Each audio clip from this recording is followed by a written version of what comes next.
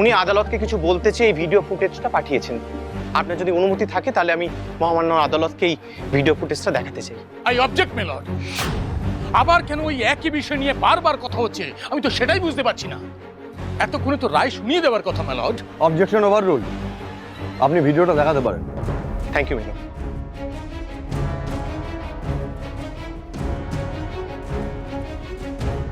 নমস্কার, আমি সোমরাজ রায়। অসুস্থতার জন্য আমি কোর্টে উপস্থিত থাকতে পারছি না, তার জন্য আমি ক্ষমা প্রার্থী। কিন্তু মিলর্ড, আমার অনেকগুলো কথা বলার আছে। আমি নিজে ওই মনিকা সুরের বাড়িতে বেশ কিছুদিন থেকেছি। আমি দেখেছি যে মনিকা সুর কি ভয়ঙ্কর একজন মহিলা। বিশ্বাস করুন, অপ্রতিম সেন শর্মা মনিকার একটা ঘুঁটি মাত্র। একের পর এক অন্যায় করে গেছেন আর খুব সহজেই অপ্রতিম সেন শর্মাকে দোষী প্রমাণ করার চেষ্টা করে গেছেন। আমি নিজে অপ্রতিম বাবুকে দেখেছি। ওনাকে ওষুধ দিয়ে ইনজেকশন পুশ করে মনিকা নিস্তেজ করে রাখত। শুধু টাকার লোভে, সম্পত্তির লোভে অপ্রতিম সেন শর্মাকে ব্যবহার করে গেছে, এতগুলো বছর আটকে রেখেছে। এবং আমি নিশ্চিত ওই সম্পত্তি একবার হাতের নাগালে পেয়ে গেলে অপ্রতিম বাবুকে মেরে ফেলতে মনিকার হাত একটুও কাঁপত না। তাই আমি মহামান্য আদালতের কাছে হাত জোড় করে অনুরোধ করছি যে অপ্রতিম সেন শর্মাকে ছেড়ে দেওয়া হোক। উনি একেবারেই নির্দোষ। মিলর্ড, সোমরাজ রায় ওখানে থেকে সবটা নিজের চোখে দেখেছিলেন। উনি জানেন মনিকা সুর ঠিক কতটা ভয়ঙ্কর হতে পারে। আর আমি নিজেও মনিকা সুরের বহুবার মুখোমুখি হয়েছি। আমাকেও ম্যানিপুলেট করে, আমার ব্রেন ওয়াশ করে মিস্টার সেনকে আমার চোখে অপরাধী সাব্যস্ত করার চেষ্টা করেছে ওর মনিকা সুর। গত কয়েক মাস আমার উপর বহুবার অ্যাটাকসও হয়েছে। আজকে যদি আমি বেঁচে থাকি তাহলে শুধুমাত্র নিজের ভাগ্যের জোরে আর মিস্টার সেনের জন্য, যে আমাকে বাঁচিয়েছে বারবার। আর সবটা করিয়েছে ওই মনিকা সুর।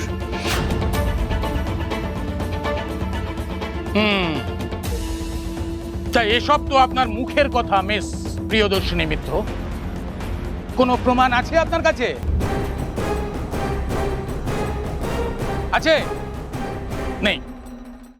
আচ্ছা, এই যে আপনি বারবার বললেন যে আপনার উপরে অ্যাটাক হয়েছে, তাতে পুলিশের কাছে কমপ্লেন করেছিলেন? কমপ্লেন করেননি তো? এই যে সোমরাজবাবু যদি জানতেন যে মনিকা সুর এতটা ভয়ঙ্কর, তাহলে পুলিশের কাছে কমপ্লেন করলেন না কেন?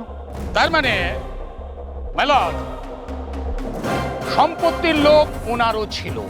ওনার স্ত্রী নিজে মুখে স্বীকার করেছেন যে উনি সেন পরিবারের ক্ষতি করার চেষ্টা করেছেন বারংবার।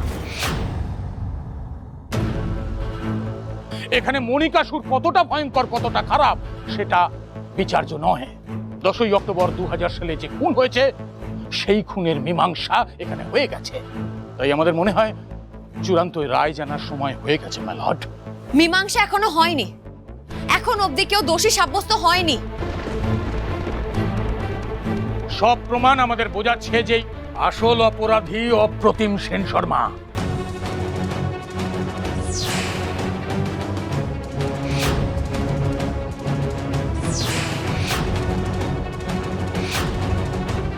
না মিলর্ড, আপাত দৃষ্টিতে অপ্রতিম সেন শর্মাকে দোষী বলে মনে হলেও সেটা সত্যি নয়। ওনাকে ফাঁসানো হচ্ছে। বেশ, আপনার কথা অনুযায়ী আপনি প্রমাণ আদালতে পেশ করুন। কোনো প্রমাণ আছে আপনার কাছে?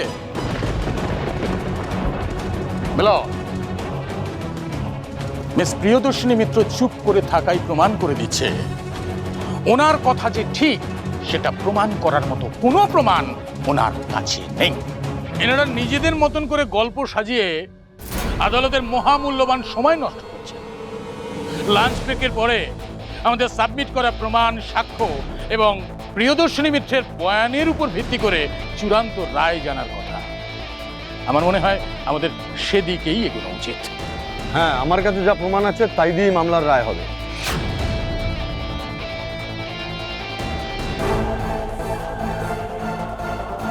কিছু করেই তো আমরা প্রমাণ করতে পারছি না যে অপ্রতিম আঙ্কেল দোষী নয়। ওইদিকে মনিকাকেও তো ইন্সপেক্টর চৌধুরী ধরতে পারেননি। এইভাবে আঙ্কেল বিনা দোষে এত বড় একটা শাস্তি পাবে? না না, এটা হতে পারে না।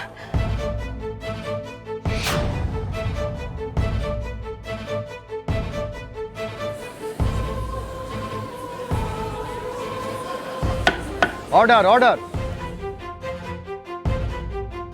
আমি পারলাম না টুবাইদা, আমি তোমার বাবাকে নির্দোষ প্রমাণ করতে পারলাম না। আমি হেরে গেলাম।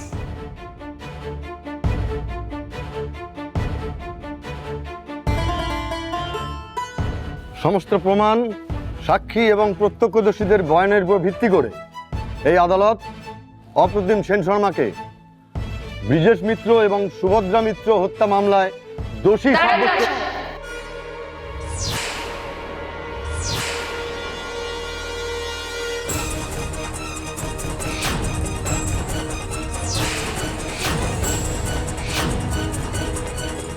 আমার কিছু বলার আছে মিলন।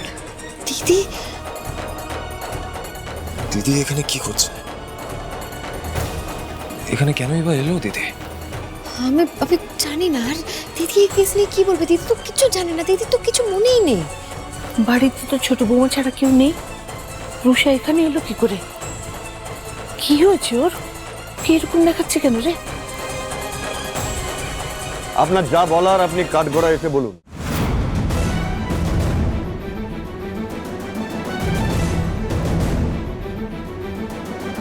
যাহা বলিব সত্য বলিব, সত্য বই মিথ্যা বলিব না।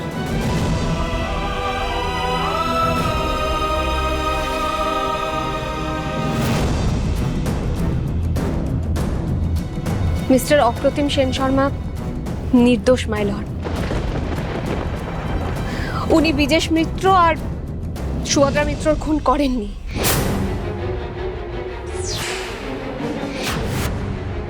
এই কথা আপনি কি করে বলতে পারেন মিস রুষা সেন? কে খুন করেছিল সেটা দেখেছিলেন যে এতটা জোর দিয়ে বলছেন? হ্যাঁ, আমি দেখেছিলাম।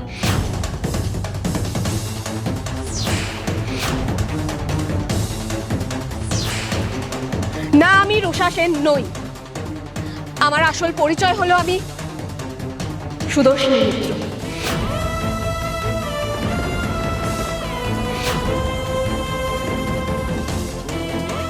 আমি স্বর্গীয় ব্রিজেশ মিত্র এবং সুভদ্রা মিত্রের বড় মেয়ে।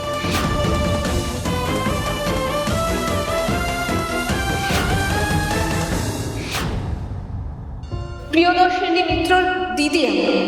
আর যেদিন এই অ্যাক্সিডেন্ট ঘটেছিল সেদিন আমি ওই গাড়িতে উপস্থিত ছিলাম। আমি নিজের চোখে আমার বাবা আর মাকে খুন হতে দেখেছি মাই লর্ড।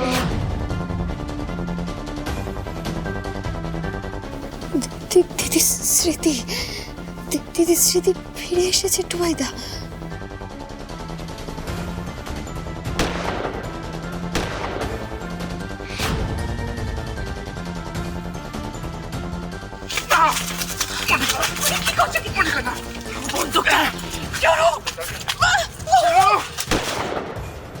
সেদিন অপ্রতিম সেন শর্মা আমার মা বাবাকে খুন করতে চাননি।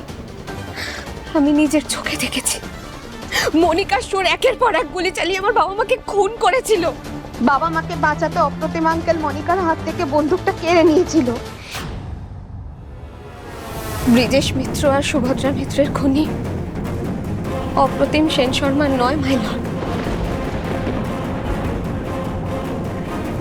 আসল খুনি হলো মনিকা সুর।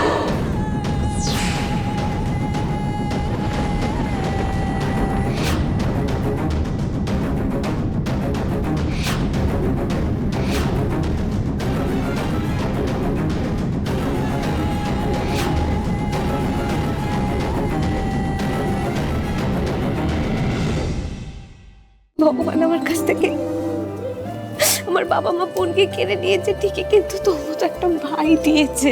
একটা ভালো দিন দেখে ওদের বিয়েটা ফিক্স করা যাক। কিন্তু আমি যে ওনাকে বিয়ে করবো না দিদি। কি? ওসব ছোটবেলার ভালোবাসার দিন শেষ দিদি। এখন এই ঋষি সেনকে আমার একদম পছন্দ নয়। এবার আমি অ্যারেঞ্জ ম্যারেজ করবো।